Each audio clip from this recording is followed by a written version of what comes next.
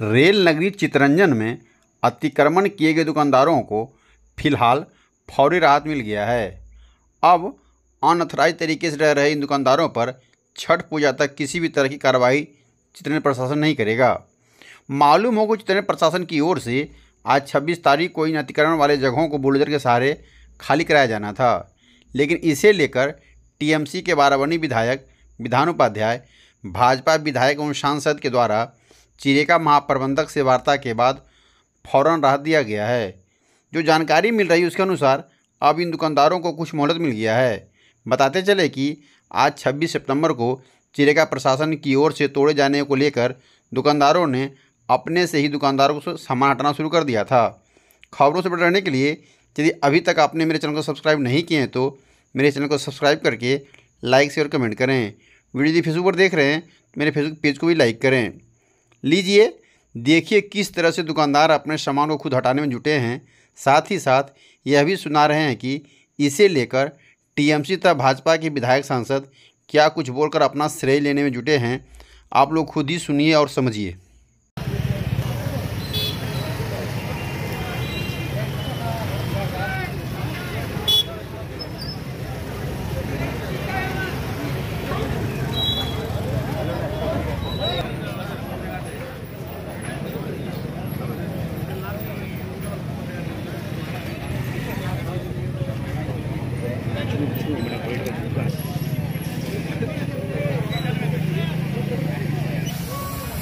ওরা এসে বলছে নাকি অগ্নিমিত্রাকে ফোন করেছিল, ভাঙা হবে না পুজোর সব এরা দোকান মোকান ভেঙে দিচ্ছে। ওই জন্য সব লোকজন দাঁড়িয়ে আছে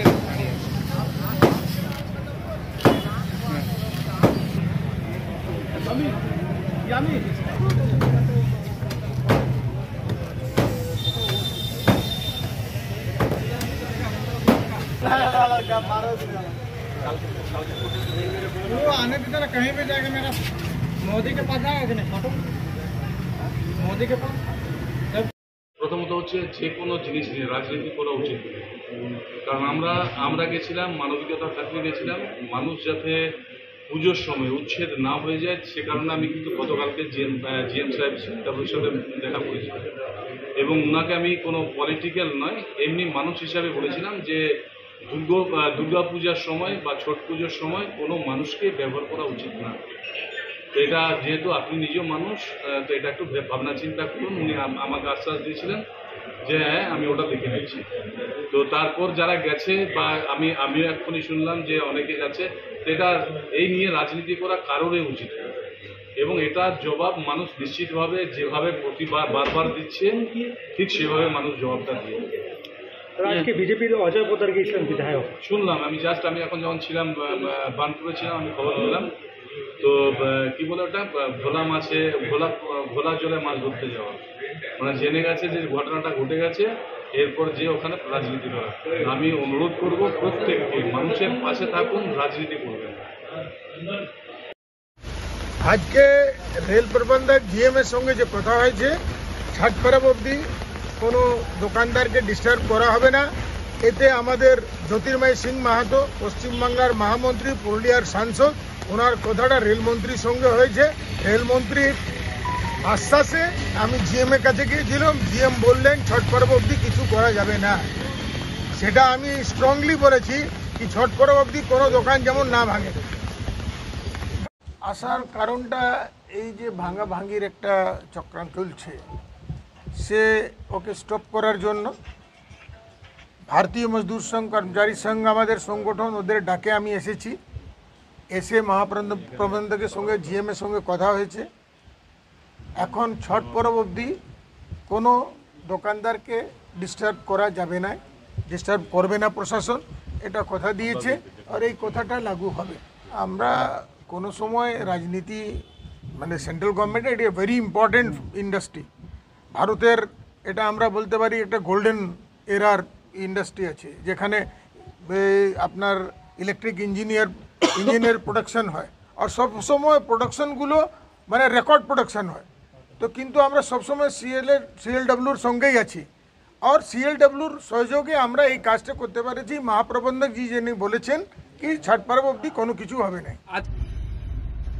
নমস্কার, আপনারা জানেন যে কয়েকদিন ধরেই চিত্তরঞ্জনের যে বাজার সেখানে কিছু ইলিগাল আনঅথরাইজড দোকান তাদেরকে ভাঙার কথা চলছিল এবং আমি যেহেতু ঝাড়খণ্ডে রয়েছি ইলেকশনের দায়িত্বে গত দুদিন ধরে আমার কাছে আমাদের কার্যকর্তারা ফোন করেন ওখান থেকে যে এটাকে যদি আটকানো যায়, কারণ সবারই ব্যবসা আছে সামনেই, আমাদের দুর্গাপুজো, দিওয়ালি, ছট পুজো, এবং তারা বলার পরে আমি মাননীয় মন্ত্রী, রেলওয়ে মন্ত্রী সম্মানীয় শ্রী অশ্বিনী বৈষ্ণবজির যিনি ওএসডি আছেন তার সাথে আমি কথা বলি এবং তাকে মেলও করা হয় এবং মেল করার পরে তারা বলেন বিষয়টি উনি দেখছেন এবং আজ সকালেও আমাদের সম্মানীয়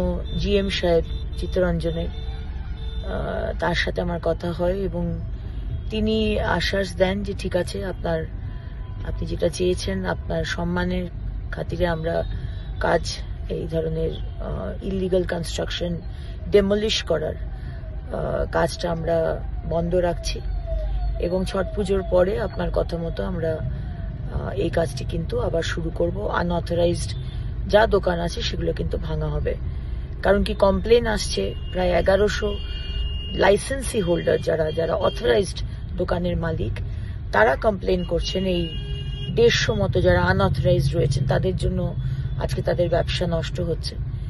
আমি সবই বুঝি, কিন্তু যেহেতু সামনে উৎসব এবং যদিও বা আমাদের অভয়ের জন্য আমরা উৎসব বানাচ্ছি না, কিন্তু আজকে আমাদের দোকানদার যারা ব্যবসা করছেন ভাই বোনেরা তারা মাল তুলে নিয়েছেন এবং এই সময়ে তারা যদি ব্যবসা না করতে পারেন, সেটা অথরাইজড হোক কি আনঅথরাইজড দোকান থেকে হোক, সেটা অসুবিধা হবে। সেই কারণেই ছট পুজো অবধি আজকে আমার কথা রাখার জন্য আমি অনেক ধন্যবাদ জানাই সম্মানীয় মাননীয় মন্ত্রী অশ্বিনী বৈষ্ণবজিকে, তার সম্মানীয় ওএসডিকে এবং চিত্তরঞ্জনের জিএমকে আজকে এই কাজটি থামিয়ে দেবার জন্য।